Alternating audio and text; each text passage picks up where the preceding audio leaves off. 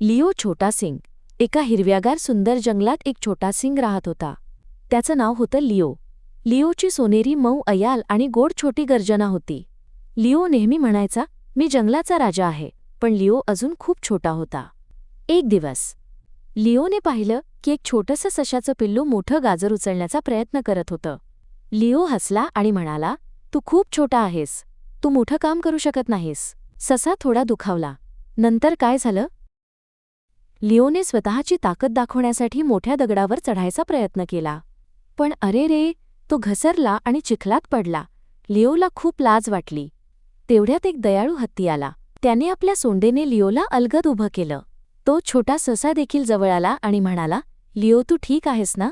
लिओला आश्चर्य वाटलं. ज्याची तो थट्टा करत होता तोच त्याला मदत करत होता. लिओला समजलं. लिओ हळू आवाजात म्हणाला, मला माफ कर. मला कुणाची चेष्टा करायला नको होती. त्या दिवसापासून लिओला कळलं की खरा राजा तोच असतो जो दयाळू आणि मदत करणारा असतो. आता लिओ म्हणतो, चला आपण सगळे मित्र बनूया, आणि जंगल आनंदाने भरून गेलं. बोध.